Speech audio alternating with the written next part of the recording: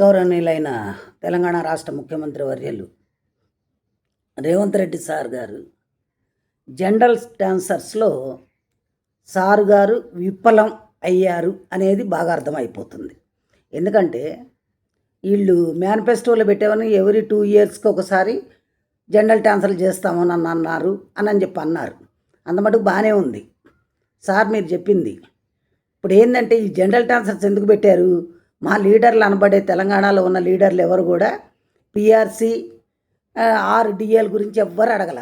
Retirement అయిన వాళ్ళకి మీరు బెనిఫిట్స్ ఇవ్వక కోర్టు చుట్టూ తిరుగుతున్నారో జరుగుతుంది. దీంట్లో మన ఫైనాన్స్ మినిస్టర్ కూడా అన్ఫిట్ 100%. ఎందుకంటే ఇప్పుడు మీరు రోజుకొక లెక్కన చేస్తున్నారు. ఆఫీసర్స్ ఎవరైనా మీకు సహకరిస్తున్నారా సార్?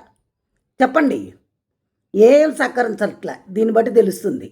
ఎందుకంటే నీలఫర్ అనేది పెద్ద హాస్పిటల్. ఎక్కడెక్కడో చిన్న చిన్న పిల్లలు కూడా ఎక్కడెక్కడి నుంచో వస్తారు. ఒక తెలంగాణ రాష్ట్రమే కాకుండా పక్కన వాళ్ళంతా వాళ్ళకి సీనియర్స్ నర్సెస్ లేకుండా వాళ్ళందరినీ తీసుకెళ్ళి బయట ఊరవతల వేస్తే ఎదవ హెచ్ఆర్ఐ గురించి అని ఆలోచిస్తున్నారు. అది కూడా సిటీలో ఉన్న వాళ్ళకి అనుగుణంగా దాన్ని ఇచ్చారు. సిటీలో వాళ్ళకి ఇంత, రూరల్లో ఇంత, మరీ రూరల్ అయితే అంత అని.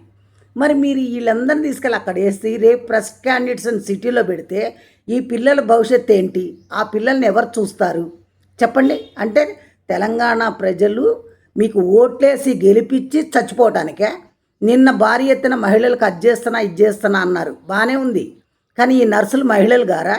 కనిపించట్లేదా సార్ మీకు? చెప్పండి. మీకు ఏ ఆఫీసర్ కూడా సహకరించట్లేదనేది క్లియర్గా తెలిసిపోతుంది.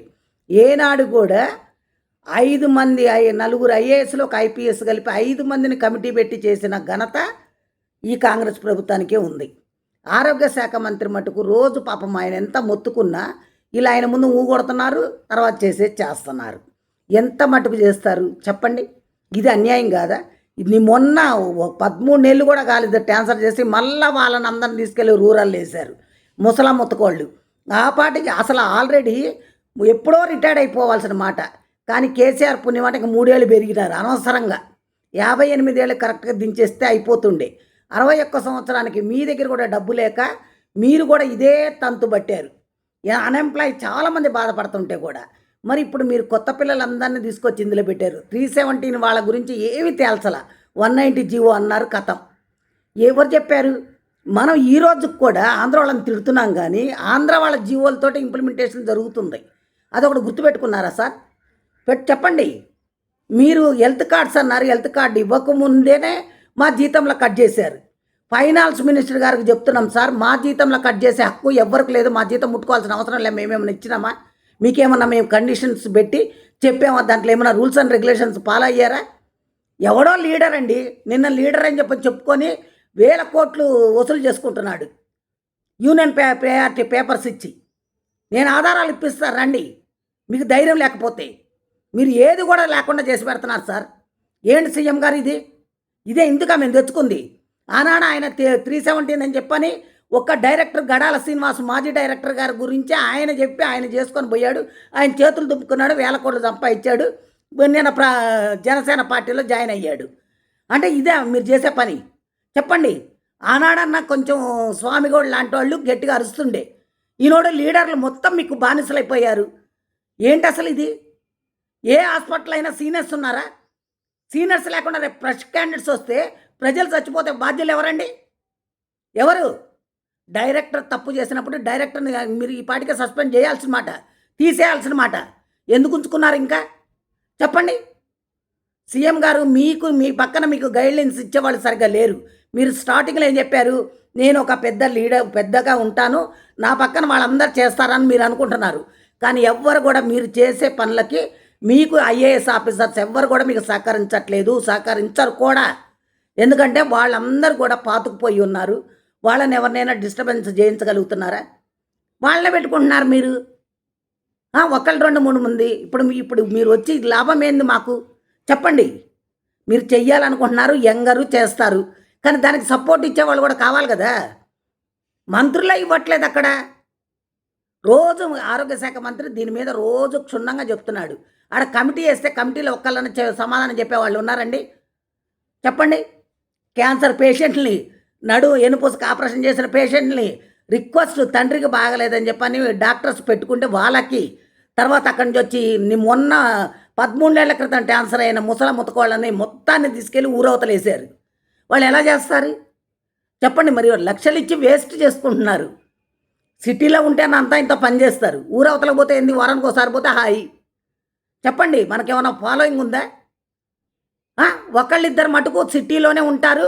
ఎందుకంటే కాళ్ళు మొక్కిన వాళ్ళని సిటీలోనే పెడతారు, సిటీలోనే ఉంచుతారు. వాళ్ళు ఎక్కడికి పోరు. ఇక్కడే అపాయింట్మెంట్, ఇక్కడే రిటైర్మెంట్. వాళ్ళకి 317 వర్తించదు. జనరల్ క్యాన్సర్స్ 2018లో వర్తించదు, 24లో వర్తించదు, ఇప్పుడు 26లో కూడా వర్తించదు. అలాంటి వాళ్ళు చాలామంది ఉన్నారు. బలైపోయిన వాళ్ళు బలైపోయింది. కాబట్టి దయచేసి చెప్తున్నాను సార్, ఇందులో ఒక 40 మంది దాకా అన్యాయం చాలా జరిగింది. వాళ్ళని రెక్టిఫికేషన్ చేసి నేను ఇస్తున్నా. మీరు దయచేసి ప్రిన్సిపల్ సెక్రటరీకి చెప్తారో, చీఫ్ సెక్రటరీకి చెప్తారో, వాళ్ళని ఇమ్మీడియట్లీ మటుకు రిటర్న్ ఇచ్చేసేయండి. ఎందుకంటే నీలాఫర్ హాస్పిటల్లో, ఏ హాస్పిటల్ కన్నా నీలాఫర్ హాస్పిటల్లో లేకపోతే చిన్న పిల్లలు చచ్చిపోతారు సార్. ఆ బిడ్డలంతా తెలంగాణ బిడ్డలే సార్, చిన్న చిన్న పిల్లలు సార్. ఆ సేవ చేసే వాళ్ళు లేరు ఆడ. డాక్టర్లు లేరు, నర్సులు లేరు. సీనియర్ నర్సులు లేకుండా రేపు కొత్త వాళ్ళని అక్కడ ఇచ్చినారంటే ఆ బిడ్డలకి చూసే గతి లేదు సార్. ప్లీజ్ దయచేసి మీరు అర్థం చేసుకోండి, చేసుకుంటారని కోరుకుంటున్నా సార్. మీకు కావాలంటే ఎల్లవేళలా నర్సింగ్ ప్రొఫెషన్లో నేను ఇన్నాళ్ళు చేసినందుకు మీకు ఏదైనా ఫ్రీగా నేను సర్వీస్ చేయగలుగుతాను సార్. దయచేసి మీరు వాళ్ళ జీవితాలు నాశనం చేయకండి సార్. ఇంతమంది తెలంగాణ పిల్లలే సార్, మీరు వాళ్ళకి సేవ చేయడానికనే వచ్చారు. చెయ్యొచ్చు, కానీ మీకు సహకరించే వాళ్ళు కావాలి కదా. చెప్పండి. మీరు దయచేసి ఒక్కటే రిక్వెస్ట్ మాది, హెల్త్ కార్డ్స్ సంగతి ఇమీడియట్గా తేల్చండి. మొన్న కట్టిన డబ్బును రిటర్న్ ఇచ్చేసేయండి. మీరు ఫ్రీగా కార్డు ఇస్తామన్నారు. ఎందుకంటే కొంతమందికి సెంట్రల్ గవర్నమెంట్ నుంచి ఉన్నాయి, వాళ్ళ భర్తలకు అక్కడ ఉద్యోగాలు చేసుకునే వాళ్ళు ఉన్నారు. మాలాంటి వాళ్ళకి రిటైర్మెంట్ అయ్యే వాళ్ళందరూ, అయిన వాళ్ళందరికీ కూడా లాస్ అవుతుంది. మీరు ఆ క్లారిటీ ఇవ్వండి. క్లారిటీ ఇచ్చిన తర్వాత అది చేయండి. అది ఫైనాన్స్ మినిస్టర్ గారికి, బట్టి విక్రమార్క సార్కి. ఇక పోతే మా ఆరోగ్య శాఖ మంత్రి మటుకు ఎవరైనా క్యాన్సర్ అయినా కూడా ఆయన ఎవ్వరికి రిక్వెస్ట్ చేయడు. ఆయన ఇప్పుడు కూడా ఇవాళ పోయినసారి కూడా ఆ విషయంలో ఆయనని 100% మెచ్చుకోగలుగుతాం. యాజ్ ఎ సీఎంగా మీరిచ్చిన వాగ్దానాలని నెరవేర్చడానికి ట్రై చేయండి. ఇందులో మటుకు నిన్న జరిగిన జనరల్ క్యాన్సర్స్ మటుకు అంతా అన్యాయం, అక్రమాలు. కాబట్టి దయచేసి మీరు ఇమ్మీడియట్లీ దీని మీద యాక్షన్ తీసుకోండి. నేను చూపెడతా కదా మీకు కావాలంటే కూడా. ప్రతి ఒక్కటి ఆధారం లేదే ప్రసన్న మాట్లాడదు. ఇది ఒకటి గుర్తుపెట్టుకోండి సార్. దయచేసి న్యాయం చేస్తారని కోరుకుంటూ సెలవు తీసుకున్నాం. మా ప్రసన్న. Thank you.